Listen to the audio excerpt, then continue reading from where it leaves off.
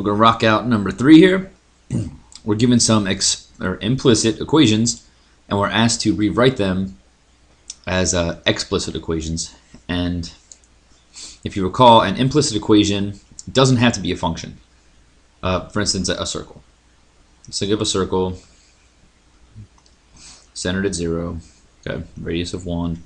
Its equation is x squared plus y squared equals 1. That is not a function because it doesn't pass the vertical line test. However, if we could take away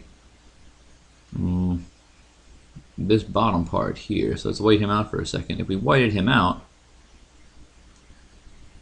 well, now that top part is a function. It passes the vertical line test. It's a function. And the way you find out what that curve would be without the bottom part is you just solve for y. Same thing happens if we white out the top part, then the bottom part's a function. So really, x squared plus y squared equals 1 is a curve, and it can be defined by 2 separate functions. Explicitly defined by 2 separate functions. But implicitly, we can write it as one equation like this. So basically, if they ask you to rewrite it as a collection of differentiable functions, or rewrite it explicitly with a bunch of different equations or whatever, they really mean just solve for y. So A, very simple, y is just equal to 1 over x. Okay? Implicitly, x times y is 1. Explicitly, y equals 1 over x. And show that taking the derivative explicitly and implicitly result in equivalent expressions. Okay? Well, we can derive it this way. When it's in its explicit form, dy dx is just negative 1 over x squared. No problem. And if we look at the implicit form, if we derived it that way without rewriting it, we'd have to do the product rule, which would be this guy, which would show us that dy dx would be negative y over x. Now, negative 1 over x squared, negative y over x aren't the same thing, really, just all the time. But remember, we're looking at the curve y equals 1 over x. Well, if y is equal to 1 over x, then this is really negative 1 over x, which is negative 1 divided by x squared. So the derivatives are the same thing. Negative 1 over x squared, negative 1 over x squared. Okay. Let's take a look at the next one.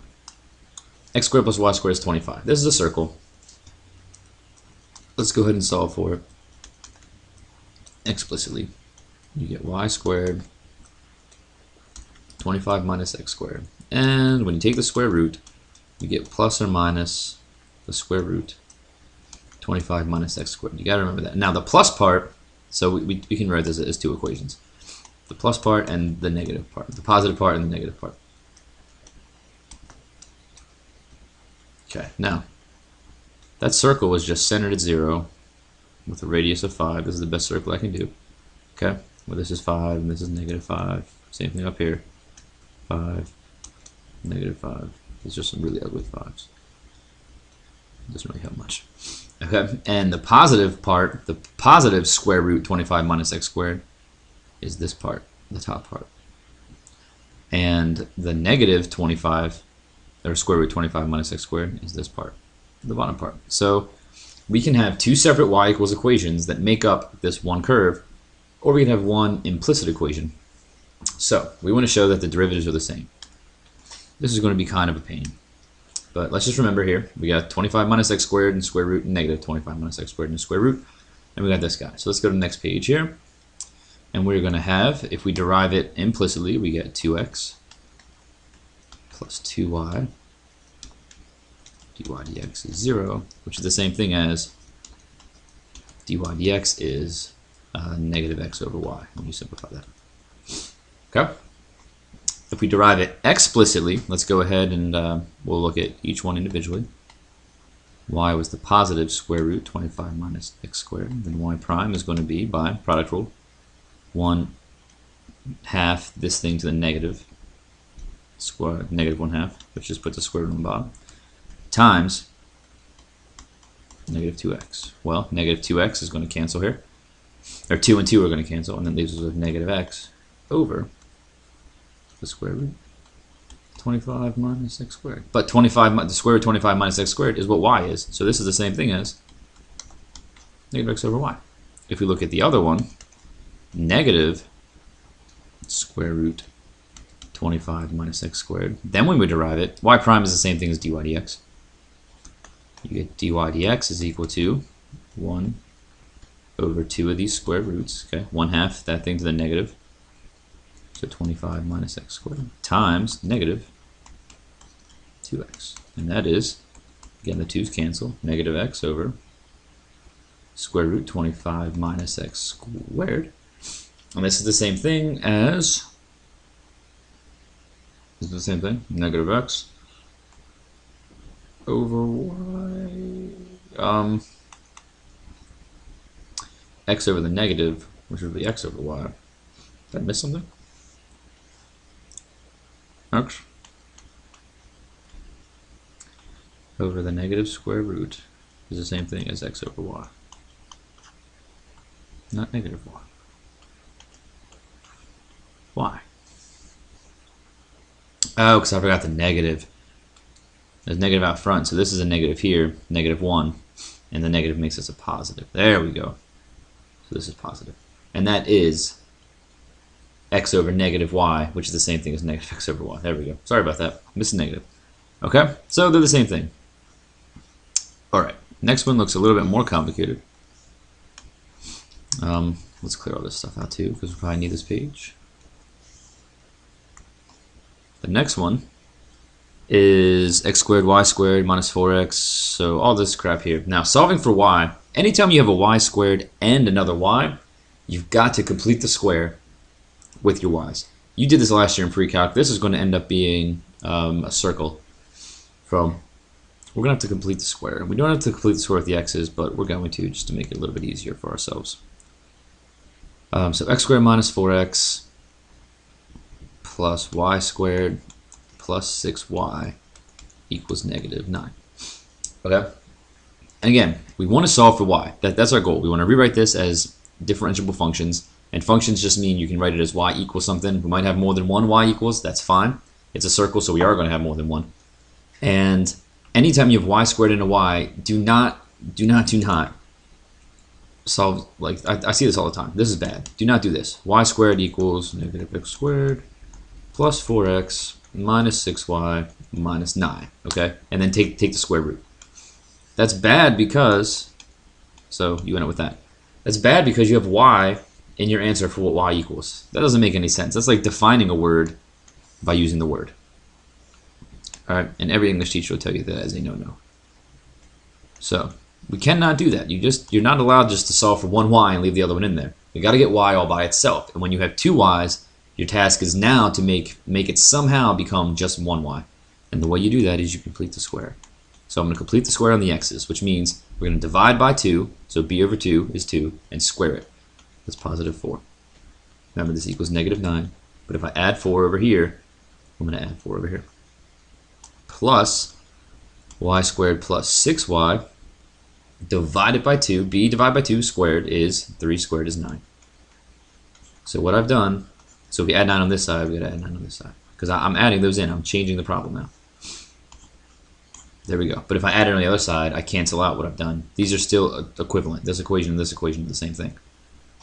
Alright, but the reason we did that is this now will factor into x minus 2 squared, which is nice, plus, and this will factor into y plus 3 squared. Now there's only one y equals 4. And when there's only one y, you can solve for it. Get everything on one side, take the square root. So we're going to get y plus 3 is equal to the positive or negative square root of 4 minus x minus 2 squared. And we're going to subtract 3. We don't even need these parentheses here anymore.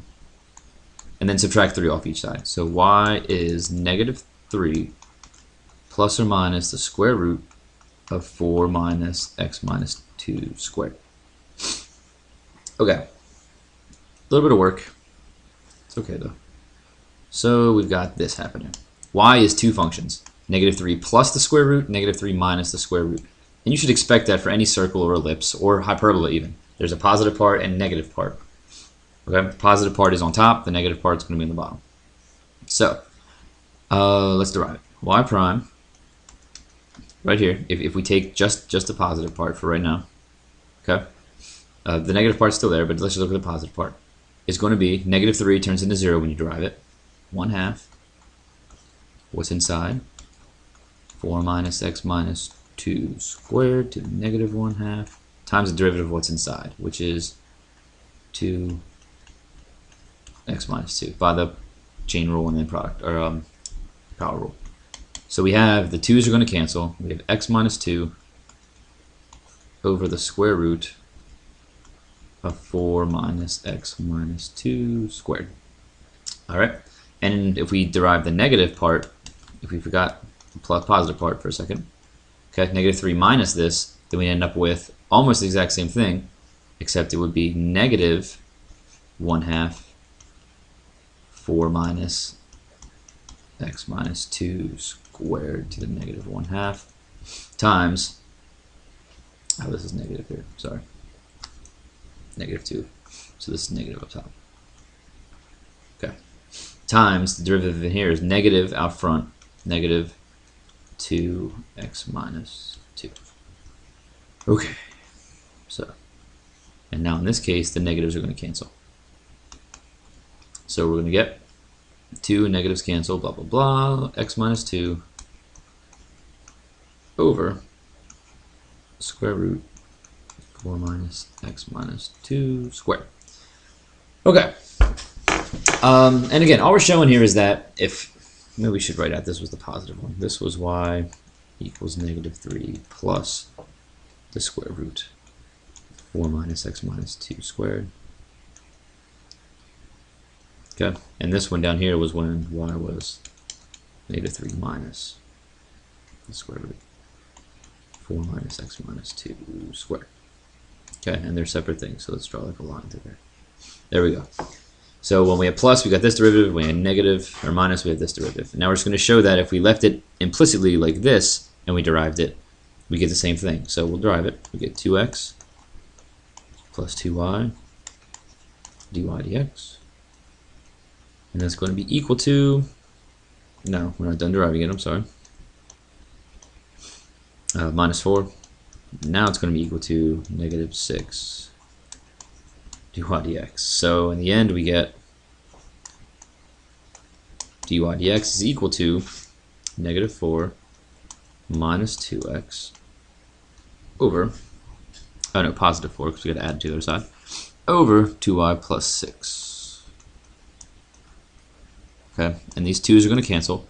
So we're really going to have 2 cancel out everywhere. 2 minus x over y plus 3.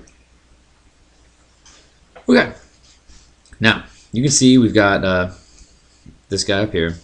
Y, if y is this one right here, negative 3 plus this, well the negative 3's cancel, and you're left with 2 minus x over just the square root part, which is exactly what we have here.